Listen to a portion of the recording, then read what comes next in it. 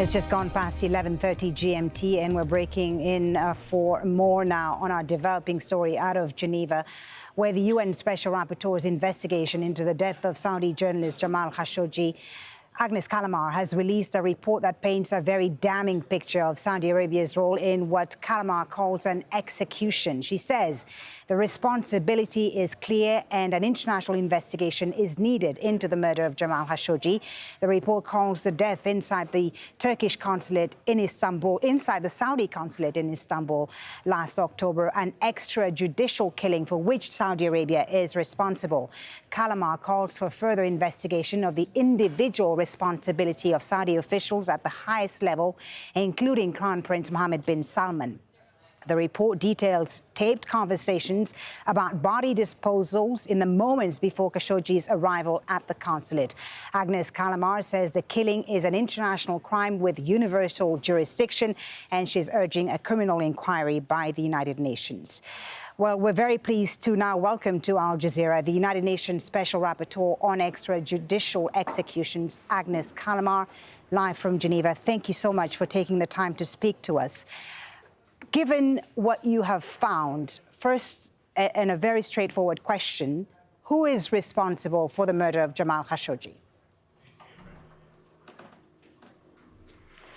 The state of Saudi Arabia is first and foremost responsible for the murder.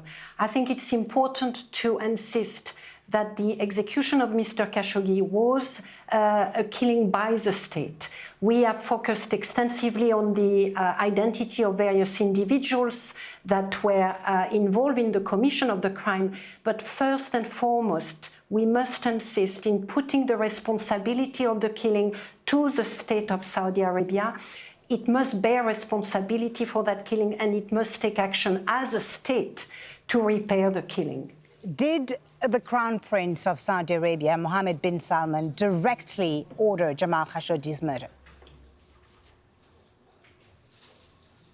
I have found no evidence regarding who ordered the killing. It doesn't mean that the evidence does not exist. It just means that I was not able to locate it. What I would like to highlight as well is the fact that the responsibility for state killings does mean that we need to be more sophisticated in the way we define responsibilities. Of course, who ordered is important, but there are a range of other responsibilities that are involved in the commission of the crime that are very similar to what we will call a chain of command responsibilities in a military setting, but applying that concept to a civilian setting. So is somebody responsible for inciting directly or indirectly? Did somebody fail to prevent?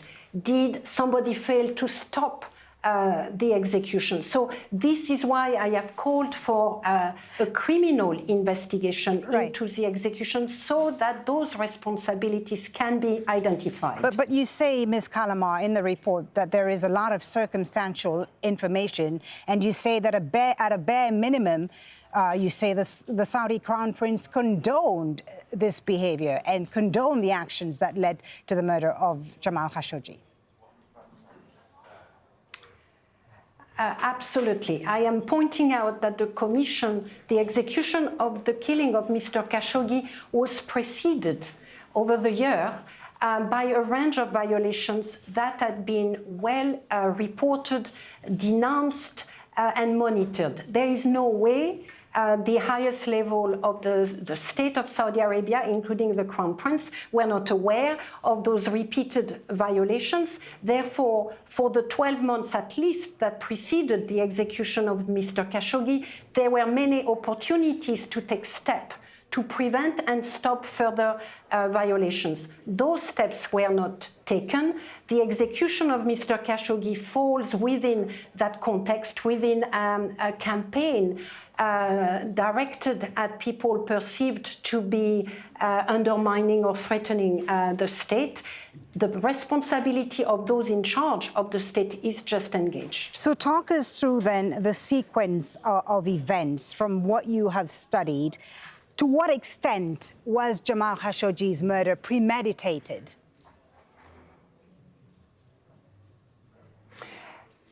So based on the information that was made available to me, including some 70 minutes of recording in the days and on the day of his execution, there is little doubt in my mind that the killing was premeditated. It was planned. Whether it was planned as the first objective or whether it was planned as a second objective, that I could not determine. It may be possible that the primary objective was the kidnapping of Mr. Khashoggi, which is also, by the way, and I wish to insist upon that, a violation of international human rights law. It is possible that the kidnapping was the first objective and the killing as an option if the kidnapping failed. But steps were taken before as part of the preparation of the mission to plan for a possible or an actual execution. What steps precisely from what you heard in the audio tapes that were submitted to you? Because as you know, the Saudis have said that this was an operation that went wrong, that it was a botched operation. What steps did they take prior to Jamal Khashoggi entering the Saudi consulate? Yes, absolutely. The team that I have identified as having executed the killing of Mr. Khashoggi included a forensic doctor. It is very difficult to imagine that you will include a forensic doctor in a team for the purpose of only carrying an abduction. That's the first thing. Second, the recording before the executions, the recording I have been able to listen to with my personal interpreter, those recordings indicate that an hour before the killing, the dismemberment of Mr. Khashoggi's body was already discussed by the doctor and other individuals.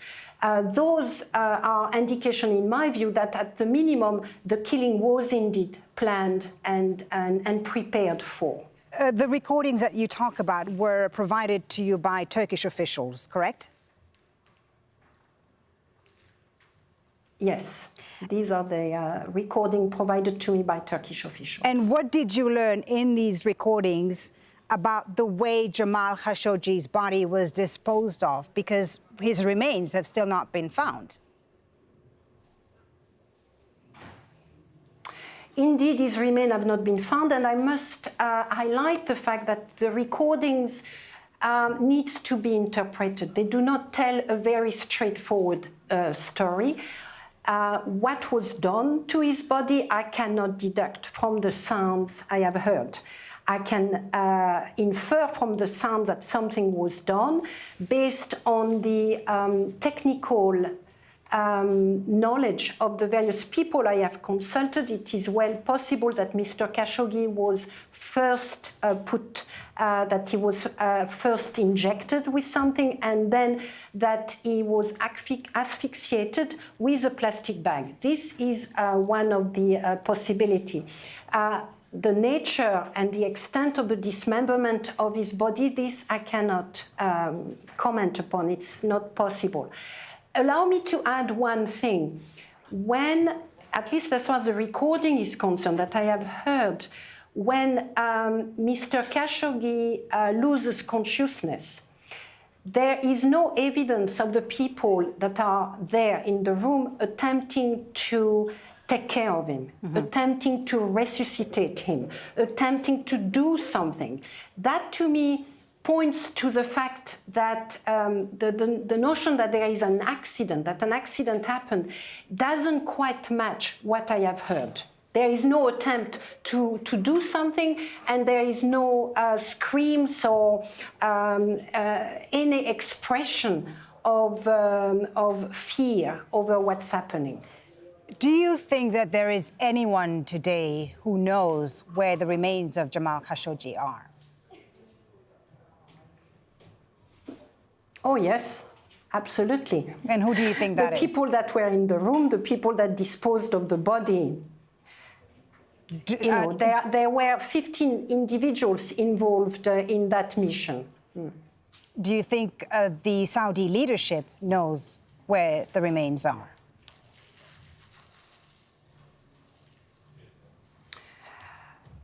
I don't know. I mean, I will just make a guess there. So I really don't want to suggest. This is not something I have tried to determine. Okay. You'll be presenting, Ms. Callamard, this report, I understand, on June 26 to the UN Human Rights Council, which Saudi Arabia is a member of. What do you think is going to happen? What do you hope will happen now that you've released this report? My report makes a range of recommendations, including to Saudi Arabia. As a special rapporteur, I am committed to establishing constructive relationship with the governments that I work with. I have attempted to work with Saudi Arabia for the last 6 months. They have not shown any interest in doing so. My report includes a range of recommendations, including with regard to the ongoing trial, including with regard to steps that Saudi Arabia should take to demonstrate non-repetition, which is a fundamental dimension of their responsibilities, given that I have established that the responsibility of the state is involved. Non-repetition will mean, among other things, to free all those that are currently imprisoned or arrested on the basis of the peaceful expression of their opinions, and an actual follow-up investigation into the security services and how such an execution could have been carried out by members of the security services. So to me, the obligation of non-repetition is what I am placing a lot of emphasis on, and I'm calling on the authorities of Saudi Arabia to take the necessary steps to demonstrate to the international community that they are indeed committed to ensure that these crimes is never repeated. Do you think they are committed? How have the Saudis been forthcoming with information about this trial that is ongoing in Saudi Arabia, as you say, of suspects involved in the murder of Jamal Khashoggi? Look, I'm not going to make it a personal issue. The fact that the Saudi Arabia government has not wanted to work with me does not necessarily mean that they are not committed. I think, however, that there is a fundamental problem with the way the government of Saudi Arabia is approaching the issue. They are insisting to treat it only as a domestic questions, and they are losing sight of their international obligation under international human rights law. First, the execution of Mr. Khashoggi is an international crime. The violations are multiple. The violation of the right to life, the arbitrary deprivation of life, the violations of the prohibition against enforced disappearance, the possible violation of the Convention Against Torture, the violations of the Vienna Convention on Consular Relations, the violations on the prohibition against extraterritorial use of force, just to name a few. That makes the crime of Mr. Khashoggi an international issue that requires them to treat it as such. At the moment, the steps they have taken are failing to take stock of the real nature of the crime and of their obligations. What about the United Nations' role in this? I mean, I don't think we can... The United Nations has somewhat been dragging its feet on whether to launch an investigation into the murder of Jamal Khashoggi. They've said that there hasn't been an official request from either Turkey or another countries. What would you like the Secretary General, the United Nations, to do now that you've released this report?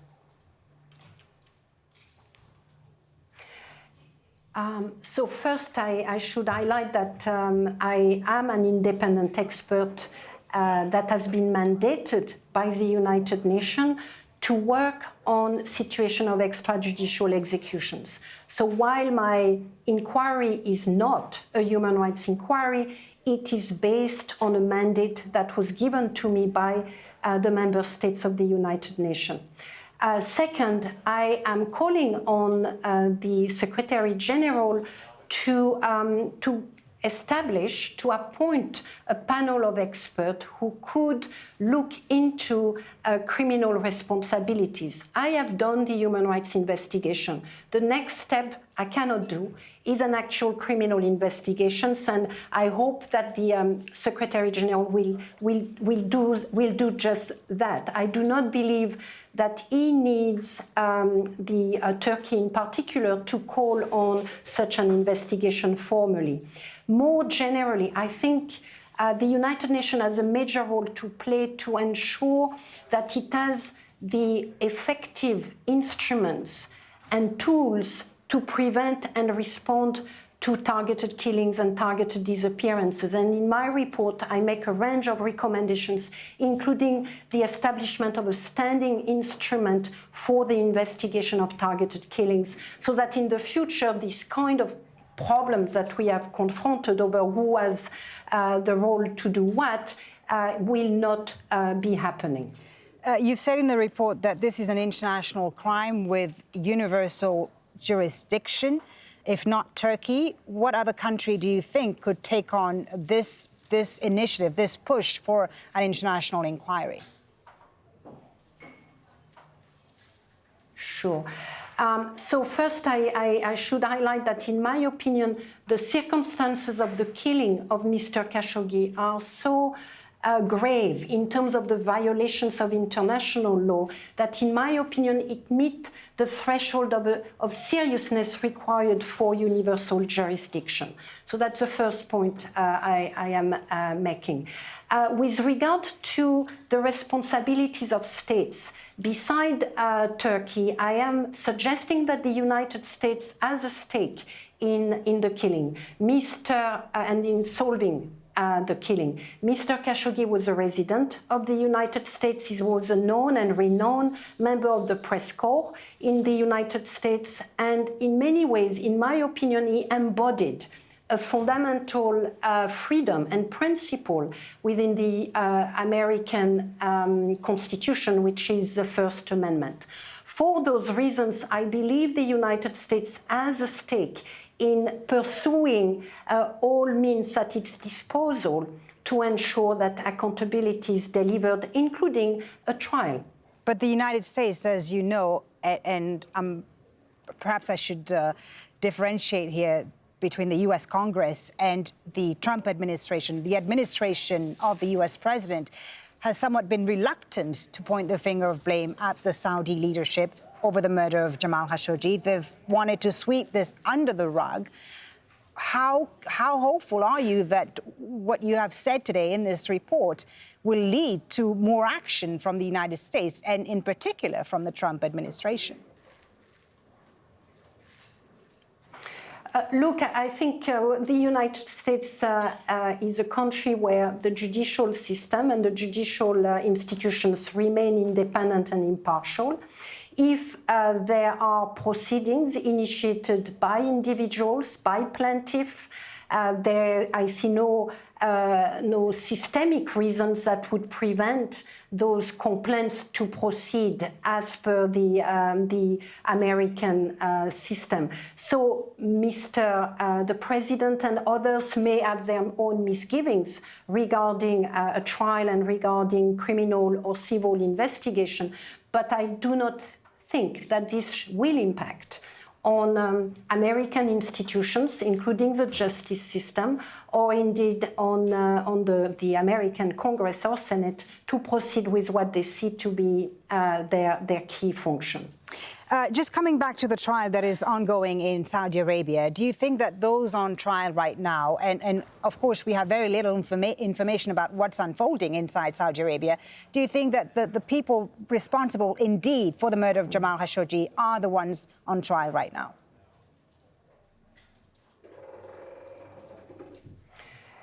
Look, based on what I have been able to gather, the 11 individuals that are currently on trial include those that were in the room during the killing of Mr. Khashoggi and in the vicinity of the room.